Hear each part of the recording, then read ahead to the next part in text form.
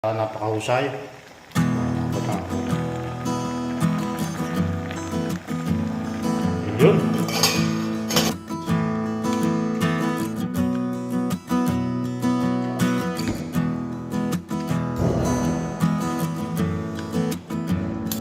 Sa video ko, hanapin nyo lang yung mga pinasyalan ko doon, makikita nyo.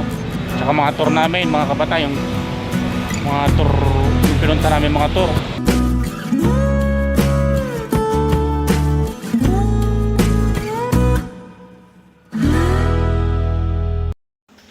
So yun mga kabataan, yun, magandang umaga sa inyo lahat. Yun, tayo, ang oras po ngayon ay mga ano na, 9:25 na ng umaga.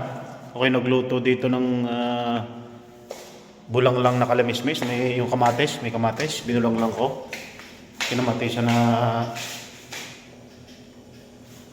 bulong lang tawag ko dito na may ito kalamismis siya, tapos may kamatis, tapos may luya at bawang. Ngayon mga kabataan, ulam natin. Niluluto natin ngayon at luto na rin ako ng kanin para tayo makakain. Umaga ako pa lang ito kasi napasarap ang tulog ko. Yung ba naman nga, walang pasok pagka Sabado, Linggo, walang pasok. Kaya napapasarap tulog natin. Gising natin, alas 8, yun.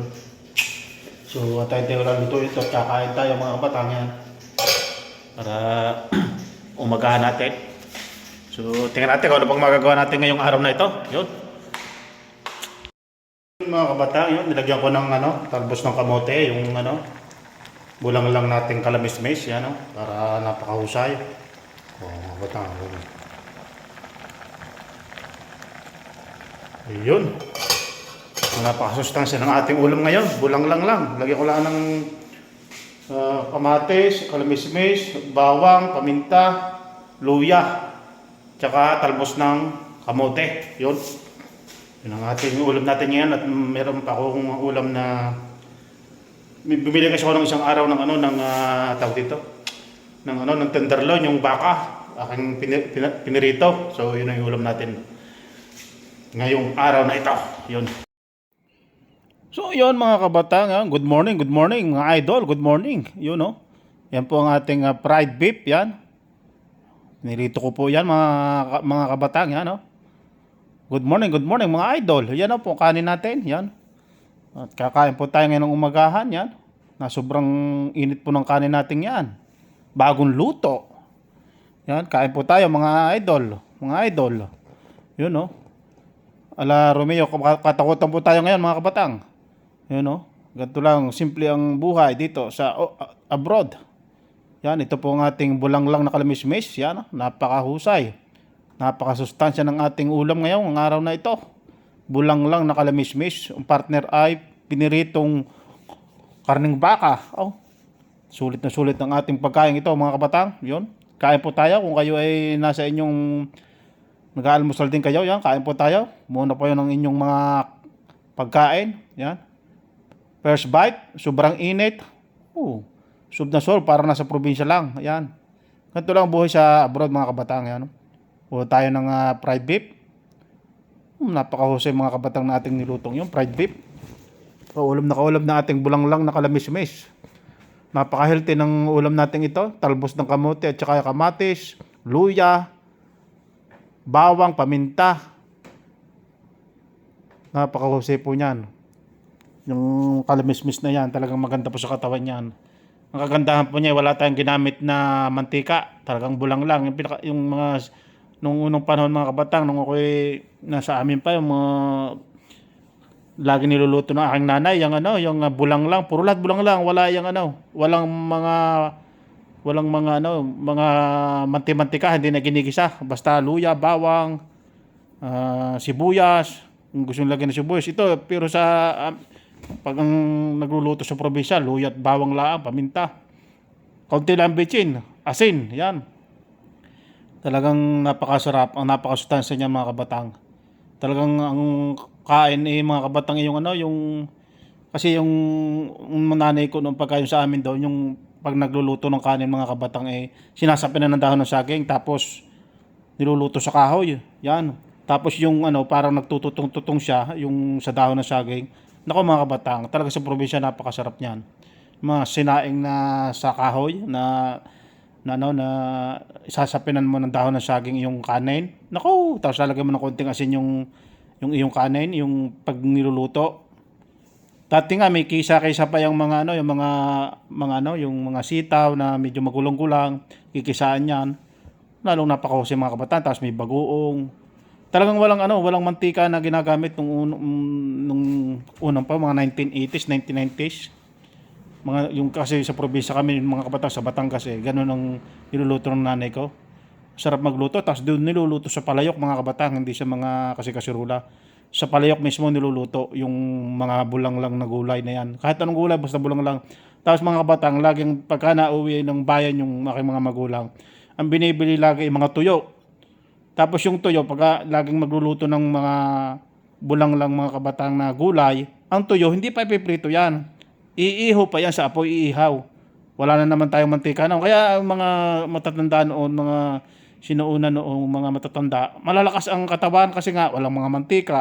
Asin nga lang yan nilalagay niyan Dati wala pa mga bitsin-bitsin noon daw Tapos nakabitsin na, nilagyan na ng konting bitsin, asin lang. Paminta, mga sili, ganyan. Napakahusay mga kabatang ng talaga pag sa probinsya. Tapos doon ka lang kukuha ng mga ulam mo, mga talong-talong diyan, mga kumasipag ka magtanim. Tapos lulutuin, mga bulang lang talaga ang pagluluto. Talagang napapasarap na ang gulay sa kung anong lako-lako na kung anong ilalahok mo na walang mantikang ginagamit.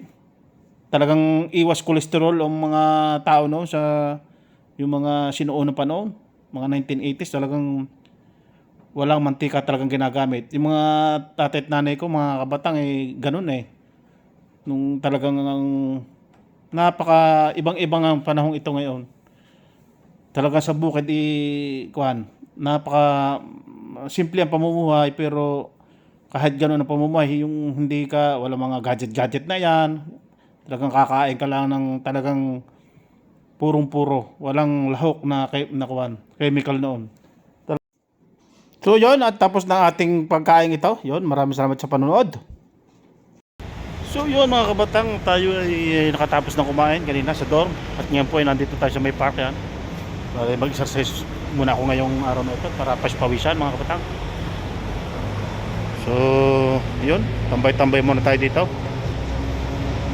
Malapit tayo sa may kalsada nga yan.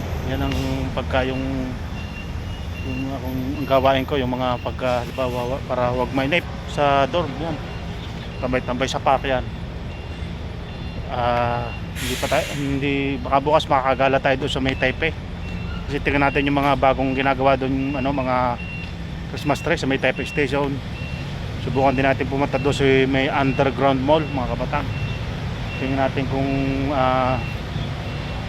maganda doon, kasi matagal na akong nakakapunta doon sa underground mall. Nakikita ko lang pero hindi ko na susubukan pumunta sa loob.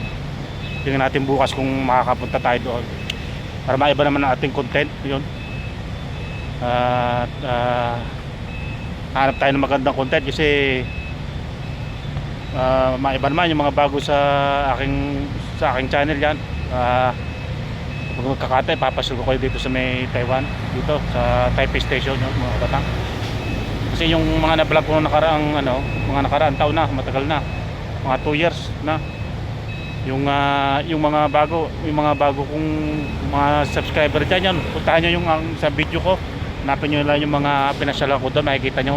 Tsaka mga tour namin, mga kabatang, yung mga tour, yung pinunta namin mga tour, nakikita nyo para makita nyo rin kung anong itsura ng Taiwan. So yun, at nagpapasalamat ako sa mga bagong subscriber diyan yun. Tsaka walang sawang nanonood na aking channel kahit ganito lang yung aking mga vlog.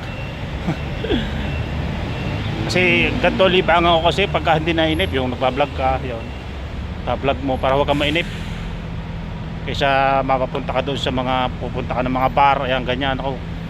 Mahirap yung ganyan, punta ka ng mga bar, pag sweldo, mahirap, maubos ang kwarta.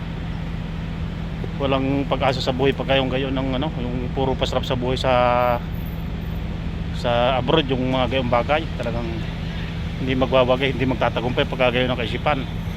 Kaya habang tayo nandito pa sa abroad, pagbutihin natin at para gumanda ang pamumuhay ng ating pamilya.